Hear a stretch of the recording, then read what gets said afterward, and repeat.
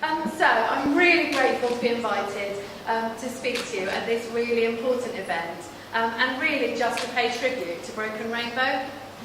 Broken Rainbow is a valued partner of Women's Aid, both as a specialist service to refer people to, which we do all the time, and also as a source of knowledge and advice, which is absolutely essential, both nationally and locally. And in fact, I've spent about 15 minutes talking to Wendy this evening, and I've got so many ideas. I'm completely sort of buzzing with all the thoughts that I've had from talking to her. So it really is an incredibly valuable source of knowledge for Women's Aid, but also for the sector more widely.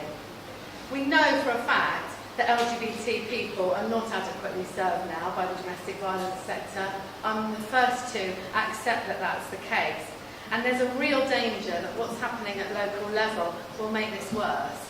And I think we really are seeing a withdrawal of provision from all victims of domestic violence. And I think that it's inevitable that this will affect those that are already worst served in the worst way. So I wouldn't do this for very many organisations, but if you're thinking about donating to Broken Rainbow this month and you haven't, then I would really urge you to do so, because this is a group of victims and survivors who are very poorly served already. What's happening locally is that in far too many areas, the combination of cuts and very poor commissioning practice is the enemy of any notion of a needs-led service or any level of sensitivity to individual needs. It's a one-size-fits-all approach, and that really isn't working. It isn't working for any victims of domestic violence, but it particularly isn't working for LGBT people. And we've recently seen, I'm going to be political, sorry, I hope you're okay with that, just to be sorry, Brian. I'm just only worried about Brian, everyone else I expect will be cool. We've recently seen the Her Majesty's Inspector of Constabulary report, which made profound and serious criticisms of the response to domestic violence by the police. In general terms, made very scant reference to LGBT people, I have to say, if any. It's absolutely vital that when forces locally are responding to that report, which they are doing now, and the government response at national level, Theresa May referred to the National Oversight Group that I'm a member of, and I can absolutely tell you that I will raise the issue specifically of LGBT victims on that group. It's absolutely critical that they're not forgotten.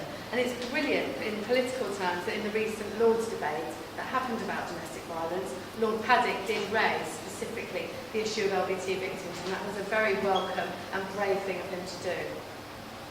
So at Women's Aid, we're really determined to work in partnership, and in partnership in a way that preserves the different expertise and the diversity of the domestic violence sector. This is absolutely the last time that we should be divided. We mustn't ever let ourselves fall into kind of petty disagreements. We've got to work those things out, because this is a really difficult time for the whole sector. I'm really grateful for the chance to be here today, and what I most want to say is that Women's Aid, we really do have a commitment to work together, particularly with Broken Rainbow, and I would like to be held to account for that. I'm absolutely happy to be judged on whether or not we do work in partnership, because I feel it's absolutely essential that we do so. So I expect that's the end of my 3 to 5 minutes. I was going to say something else vaguely funny, but I'm actually not going to bother with that. You will be really relieved. So thank you ever so much once again for having me. It's a really important event, and congratulations on Broken Rainbow Month. It's a brilliant idea, which I thought of a month, but there's too many weeks and days. A month was brilliant, and don't worry, I'm not going to do one. Well done, and thank you ever so much for having me.